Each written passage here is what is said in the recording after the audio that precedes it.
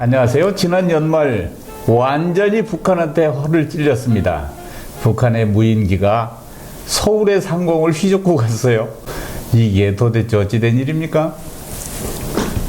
안녕하십니까. 무인기라고 그러는데 유인기든 무인기든 사람이 타든 안 타든 제가 그래도 공군 출신이라는 거기 때문에 남다른 관심을 가지고 이 사안을 지켜봤습니다. 허를 찌른 북한의 무인기 5대가 우리 영공을 침범해서 그냥 휘젓고 갔다는 거잖아요. 이게 있을 수 있는 일입니까? 5대가 한꺼번에 들어온 게 아니고 4대 플러스 1대. 주공은 1대에 1대. 주공은. 조공이 4대야. 그렇기 때문에 이 4 플러스 1 도발에 이 말씀하신 대로 허를 찔려서 당했는데 이게 그 전략 전술의 기본이 양동 작전이거든요.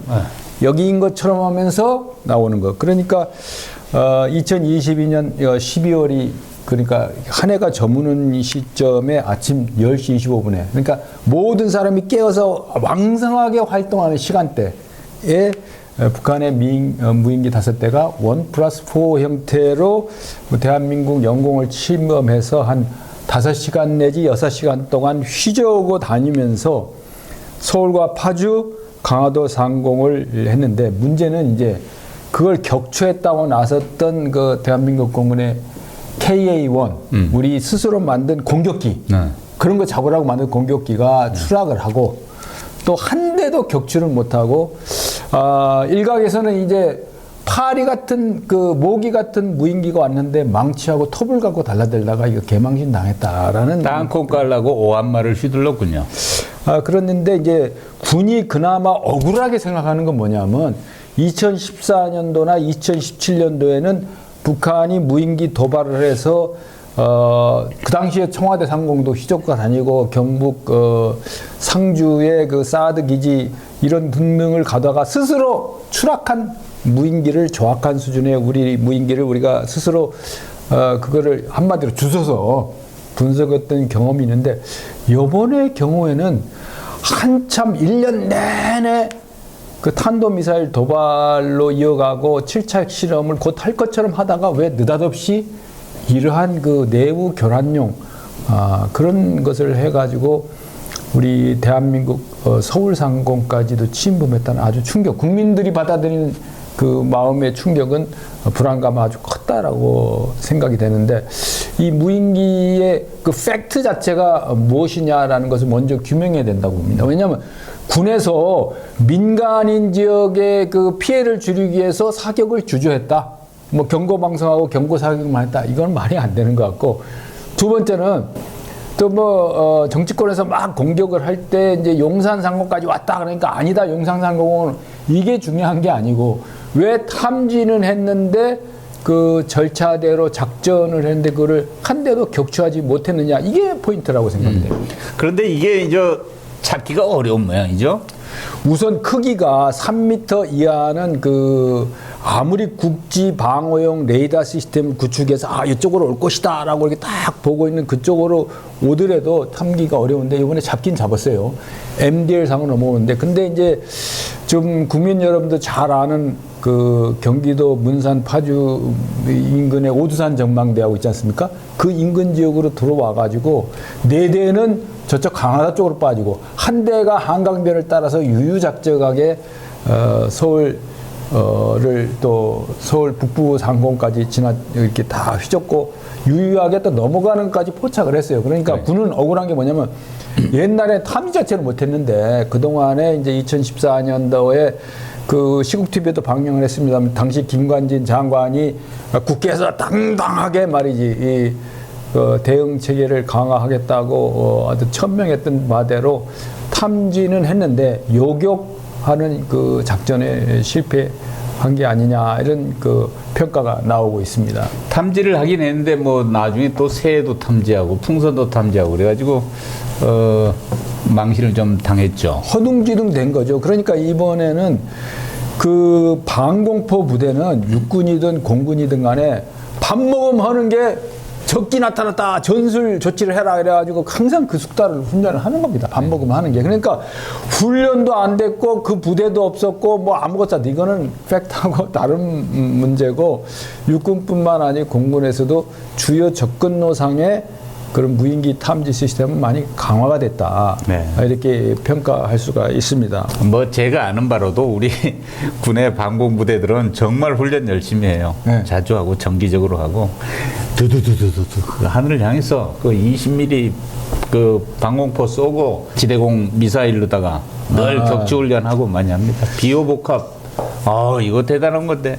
그러니까 공격 헬기 띄워가지고 그 어쨌든 산탄이 아니고 즉각 그 히트킬하는 그런 기관포를 쐈다는 것도 말이 안 되고 저기서 지금 국민들이 가볍게 터치하고 넘어갔지만은 그 한국군의 합참이 이 사태의 정오 즈음에 이 사태와 관련해서 정오부터 1시 여간에 이제 김포공항하고 인천공항에 항공기 이륙을 금지시키는 조치가 일어났는데 사실 따지고 보면은 그 4대가 인천공항 인근 상공을 날아가고 뭐 레이더 잡혔다 안 잡혔다 하는 이런 상황이 있었지만은 이 대한민국 그 인천공항 김포공항 상공은 이 오산에 있는 공군 작전사령부 가서 그 항적을 쳐다보면은 깜짝 놀래요.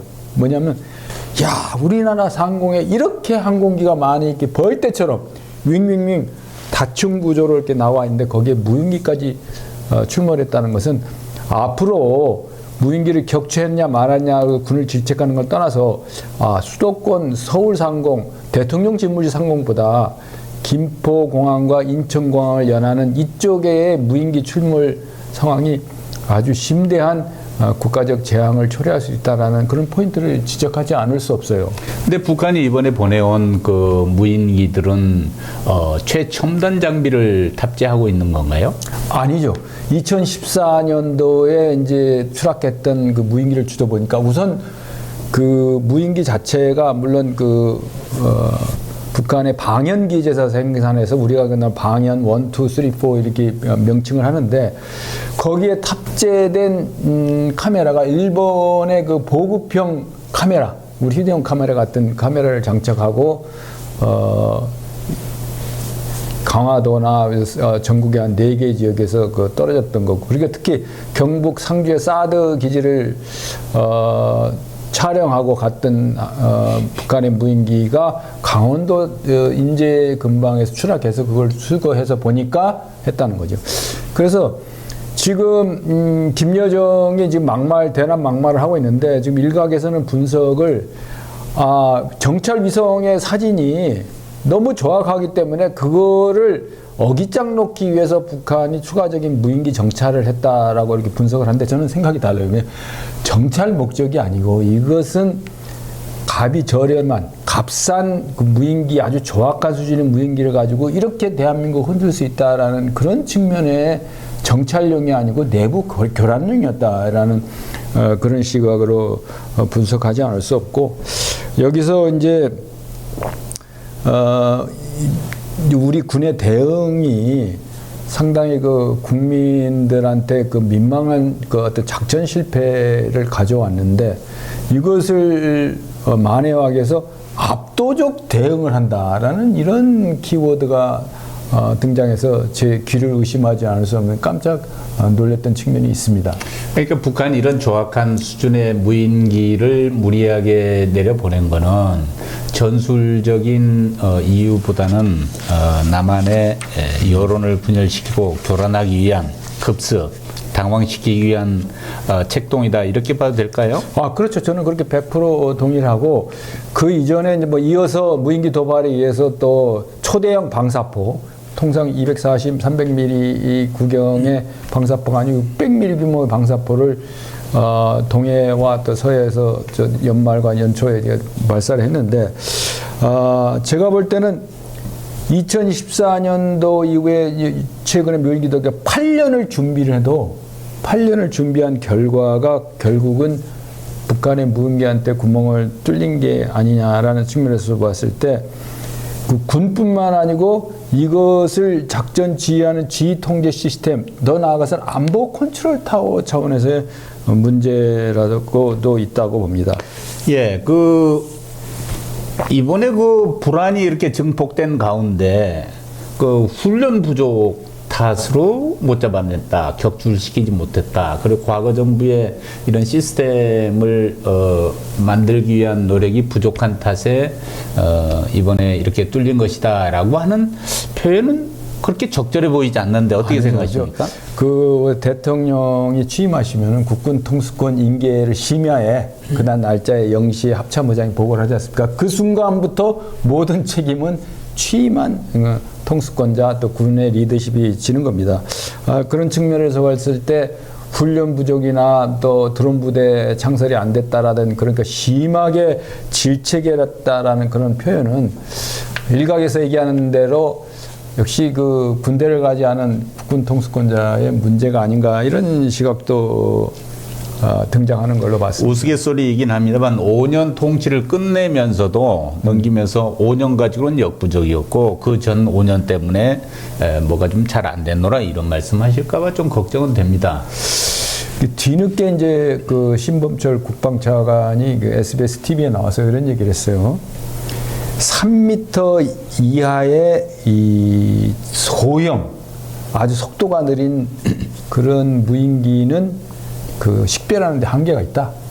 정확하게 인정하고 잘못된 건 잘못됐다고 하고 그래서 그 이후에 나타났던 아까 말씀한 세대나 풍선 때 보고도 막 과도하게 막 전투기까지 띄우고 비상 상황을 연출하는 것도 문제지만은 이 용산 상공을 비행한 적이 없다라고 그것만 계속 강조를 하고 과거에 뭐 몇십 년 전에 지도까지 사용해 가지고 망신을 당하는 그런 상황이 있었지만은 그럼에도 불구하고 우리가 그동안에 무인기 탐지용 그 식별 레이더를 도입해서 주요 접근로 상해로 들어오는 무인기를 탐지하였다는 것에 대해서는 인정을 해야 될 것입니다. 어쨌든 북한 드론이건 뭐건 간에 물 셀 틈 없는 영공 방어 의지는 구호처럼 계속 반복이 됐는데 그런데 이제 와서 탐색한 거 그 자체가 성과다. 뭐 이 정도로 얘기하는 건 많이 궁색해 보이죠. 궁색하고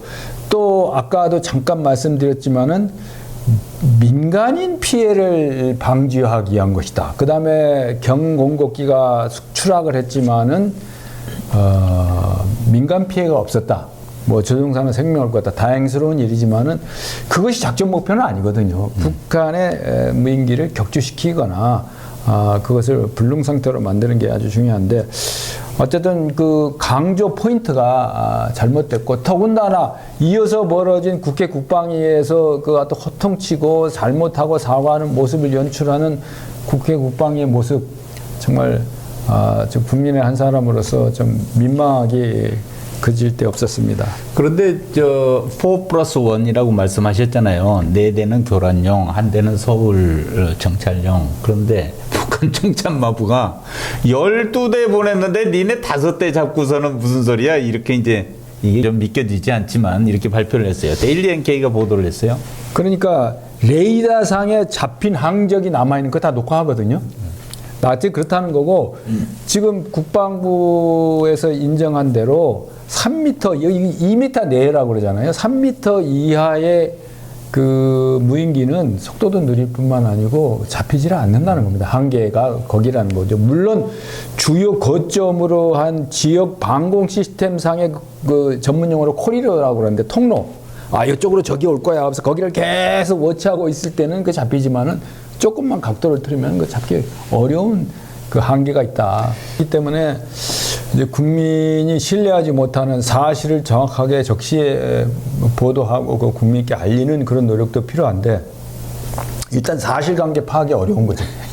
사실관계 파악이 어렵기 때문에 군이 뭐든지 뭐 잘못되면 은폐 축소하고 이 상황을 넘어가려고 하는 게 아니라 물론 지금 이제 새해도 바뀌고 하기 때문에 국민의 그 안보 레이더의 무인기는 사라졌어요.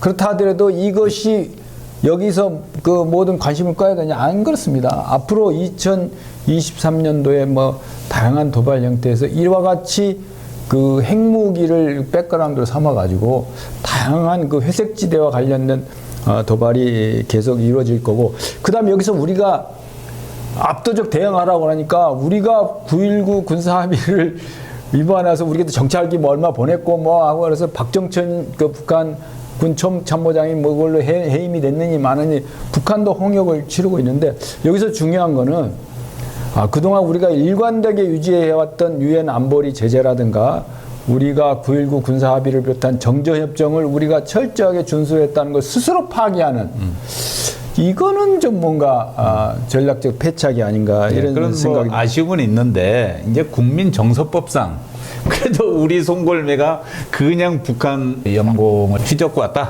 그렇다 하더라도 군 통수권자가 핵전쟁 겁내지 말고 압도적 대응해. 내가 책임질게. 이거는 아닌 것 같아요. 좀 나가신 것 같고. 좀 너무 나간 거고. 무인기가 우리 삶을 직접 파괴하는 그런 정도 수준의 그런 어떤 미군형 RQ 시스템 같이 미군형 원격 조정이 가능해서 폭탄도 떨어뜨리고 뭐 자살 폭탄 공격하고 그런 정도 수준은 아직 아닌 걸로 봐서 여기서 과민 반응할 필요성은 없다. 그래서 여기서 군 지휘 체계 또 장에서 가장 문제는 뭐냐면 대응 조치를 하긴 했는데 그 방공포가 육군에 있다가 공군을 넘어왔지 않습니까? 그렇죠. 그리고 육군도 뭐 다양한 형태로 많이 어떤 역할과 임무가 다르기 때문에 공중에 떠다니는 항적은 무인기건 유인기건 고고도건 어쨌든 간에 지휘체계가 좀 통일이 됐으면 좋겠다는 그런 생각이 듭니다. 그 문제 이제 또 다음에 한번 살펴보기로 하고요. 네. 우리는 사실 그 전술제대에서 그 정보 수집 자산, 정찰 자산으로 이제 우리도 무인기 능력을 키워오고 그 전술 제대에서 많이 활용이 되고 있는 게 사실이에요. 근데 우리 수집 자산의 능력을 보강한 건 잘했는데 이제 적의 수집 자산을 그냥 무력화시키는, 그리고 무력화시키거나 혹은 접근을 거부하는 뭐 이런 대책은 상대적으로 좀 약하지 않았나 하는 느낌이 있어요. 그렇죠. 우리가 이제 저는 이런 그 신드롬은 뭐냐면 미공군 대령 신드롬이라고 그래요. 뭐냐면 우리 한국 상황에 맞게끔 북한의 도발 책략과 술수에 맞는 그 시스템을 개발해야 되는데 미공군이 만약에 그 중동 지역에서 사막의 폭풍작처럼 미공군 대령 같이 막 정찰 자산을 가서 찍고 막 그 PGM, ISR이라고 해서 정밀 타격 뭐 이런 정치 감시 자산 뭐 이런 거 등등, 이것도 우리는 빨리 패스트 트랙으로 빨리 구입하지도 못하고 몇 년씩이나 걸리는데 그 미군부 대령 같은 그런 시스템으로 적응을 했다. 그래서 앞으로 이 북한의 아주 조악한 수준의 아주 값싼, 그리고 그럼에도 불구하고 사람을 괴롭히는 그런 모기 같은 그런 침투 침략에 대해서 그것을 어떻게 국민이 통쾌하게 그 아덴만 연명 작전처럼 그걸 통쾌하게 격칠 수 있는 방법은 없는가? 거기서 오는 국방에 대한 신뢰, 안보에 대한 신뢰, 그런 자산도 상당히 가치가 큰데 너무 미군식 교리나 교범에 의거해서 우리가 이제 무기 체계를 개발하고 그런 게 아닌가라는 생각이 듭니다. 그래서 앞으로 이 분야는 육군, 해군, 공군 전부 다 무인기 드론 다 하려고 그래요. 그런 것보다는 이거 좀 뭔가 시스템적인 국방 개혁이 일어나갈 포인트가 아닌가 이런 생각이 듭니다. 이번에 이제 국민이 많이 실망하고 또 이제 질타도 했죠. 군을 향해서 대비 이거밖에 안 내느냐. 치밀하게 준비해 나가는 대비가 좀 필요하다고 봅니다. 군이 잘못했는데 군이 사기 문제를 얘기하는 게 좀 민망한 거긴 하지만은 행여나 이런 것들이 그 일선 그 대공 방어 업무를 하고 있는 방공포라든가 공군의 그 어떤 대응 요격 시스템 부대들에 대한 그 하급 부대 겁박주기, 그 실무자 책임하게 계속 압박을 가하는 그런 걸로 되지 않도록 무언가 훈련 부장만 질책하지 말고 그 상부 구조의 시스템적인 결함은 없었는지 거기서 오는 국민의 실망이 더 클 수밖에 없다라는 생각을 하고, 특히 이제 우리는 우리가 정찰 자산 보내지만 북한은 뭐 평양까지 갈 때 뭐 허허벌판이고 집 초가지 멸치에 있을 정도 수준인데 우리는 수도권에 전 국민의 그 반 이상 거의 3천만 명이 운집한 그런 거 아닙니까? 이 경기도와 수도권에. 그런 측면에서 봤을 때 이 분야에 대한 그 무인기나 또 조악한 수준의 북한의 도발 행태 이런 것들이 열전도 아니고 냉전도 아니고 그리고 회색지대 같은 도발이 앞으로 계속 전개될 것이다. 그런 측면에서 행여나 이것을 반성해야 될 사람들은 그 합참 제대 위에 부서인데 막 검열 나가고 훈련하고 뭐 등등의 조치를 하급 부대를 겁박하는 상황이 되지 않도록 뼈아픈 자기 반성이 상부 구조에서부터 이루어져야 되는 게 아닌가 이런 생각. 곧 대통령한테 보고도 하신대요. 대책을. 네. 우리 군이 시속 뭐 120 내지 150km의 속도로 작전 반경 거의 80km가 넘는 이런 이제 드론을 운용을 하고 있고 MD를 넘어서 북쪽에도 휘젓고 왔는데 뭐 이런 능력 우리 갖고 있는 건 사실이에요. 조악한 적 드론을 못 막아낸 거 그렇다고 용서되는 건 아니거든요. 진짜 이게 환골탈태의 각오로 이번에 완벽한 보완책이 나왔으면 좋겠어요. 정치권의 마지막으로 무인기와 관련해서 주문을 하겠습니다.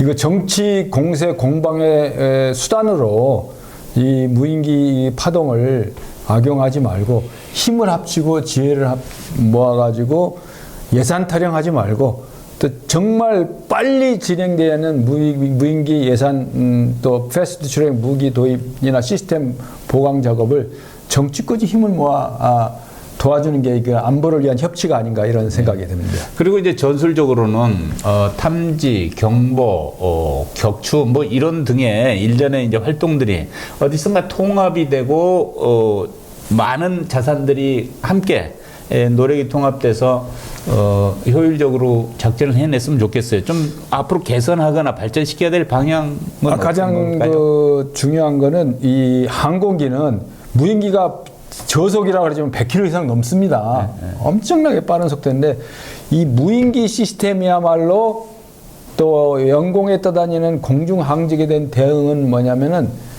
시간과 싸움입니다. 시간과 싸움. 탐지 식별했는데 이걸 쏠까요 말까요 보고하고 뭐 이렇게 할 수 있는 상황이 아니에요. 거의 실시간. 그 탄도미사일은 어떻게 하겠어요? 더 어려운 거죠. 그래서 시간과 싸움에서 승리하는 것은 시스템적인 보안과 눈 감고도 할 수 있는 숙달 훈련 조치가 이루어져야 된다. 그렇기 때문에 이 만찬을 즐기고 계신 국군 통수권자한테 보고해서 지침받아서 그 어떤 조치를 취하기에는 너무나 그 한반도 작전 중심이 너무나 짧다. 거기다가 육해공군은 나눠져 있고 합참의 그 통합 시스템 보강이 이루어지지 않는다는 측면에서 참 우리가 풀어야 될 과제가 많이다. 이거 뭐 삼축책에 강조하다 보니까 뭐 여기서 뻥 저기서 뻥 터지는 이런 상황 국민이 더 이상 보지 않았으면 하는 그런 바람과 소망을 전해 돌립니다. 제가 군에 전화해서 확인은 못 해봤는데요. 앞으로 검독수리를 키워가지고 이건 뭐 대응책에 편입을 하니 이런 부대를 창설하니 하는 얘기도 들려요. 이게 지금 시대에 맞는 얘기겠습니까? 그러니까 얼마나 궁하면 지금 여러 가지 얘기를 하겠습니까?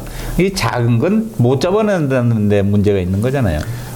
그러니까 적의 그 어떤 도발 의도와 책략, 술수 이것을 잘 분석하고 합참 의장이 무인기 사태 발생하기 직전에 최전방 지역에 가서 무인기 도발을 작전 절차대로 잘 숙달하고 철저히 대비하라 강조를 했습니다. 그만큼 이 상황을 인지하고 있었다는 거죠. 그럼에도 불구하고 이런 작전 실패가 나왔다는 거 정말 뼈아픈 자성의 계기로 삼고 시스템 보강이 하루속히 이루어져야 된다고 봅니다.